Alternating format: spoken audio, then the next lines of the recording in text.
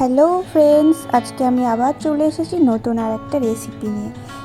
আজকের রেসিপিটা খুব স্পেশাল, কারণ আজকে আমি বানাবো ইলিশ মাছের পাতুরি, যেটা সব বাঙালিরা ভীষণ পছন্দ করে।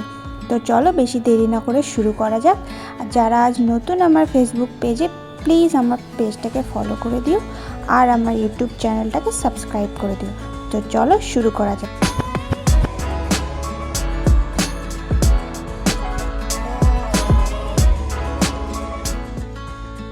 প্রথমে আমরা যেটা করব, আমি এখানে মাছটাকে ভালো করে ধুয়ে নিয়ে একটু লবণ হলুদ মাখিয়ে নিয়ে কিছুক্ষণের জন্য রেখে দেব।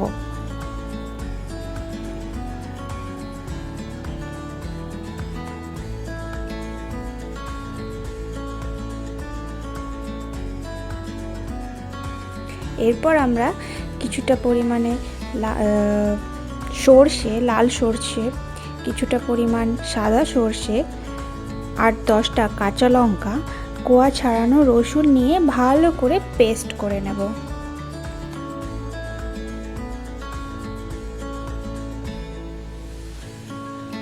আমি এখানে সামান্য একটু জলও অ্যাড করে নিলাম, তাহলে পেস্টটা একটু ভালো হবে, সেই জন্য তোমরা চাইলে জলটা স্কিপও করতে পারো।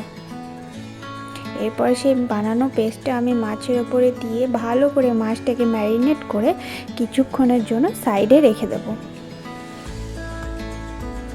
আর কিছুটা পরিমাণে দিয়ে দেব সর্ষের তেল। এখানে সর্ষের তেলটা খুব ইম্পর্টেন্ট। সর্ষের তেলটা একটু বেশি করে দিলে মাছটার থেকে একটা ভালো গন্ধ বেরিয়ে আসে এবং যেটা খেতেও অনেক বেশি সুন্দর লাগে। তো এটা আমি সব কিছু ভালো করে মিক্স করে কিছুক্ষণের জন্য মাছটা রেখে দেবো।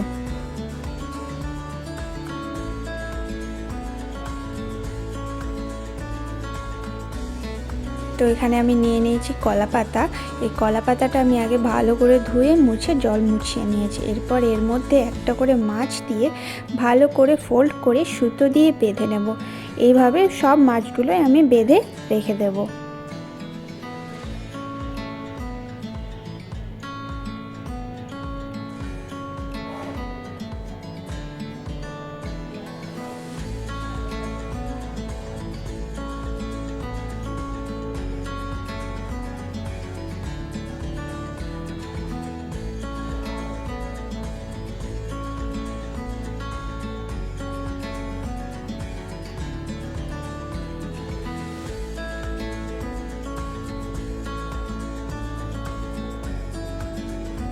এবার আমি গ্যাসে কড়াই বসিয়ে নিয়েছি এবং কড়াইটাকে ভালো মতো গরম করে নিয়েছি।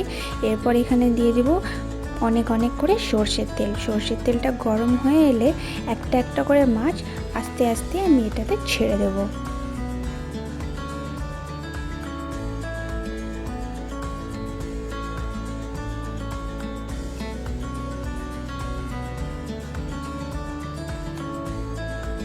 এরপর আমরা মাছটা ছাড়ার পরে কিছুক্ষণের জন্য মাছটা ঢাকা দিয়ে মাছটা হওয়ার জন্য রেখে দেব।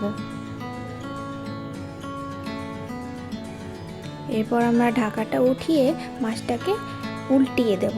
এইভাবে উল্টিয়ে পাল্টিয়ে আমরা বেশ কিছুক্ষণ ধরে মাছটাকে শুধু এই তেলেই ফ্রাই করে নেব ভালোভাবে। প্রায় 10 থেকে 15 মিনিট আমরা মাছটাকে এদিক ওদিক পাল্টিয়ে ফ্রাই করে বানিয়ে নেব। এরপর আমি আবার ঢাকাটা দিয়ে দেব।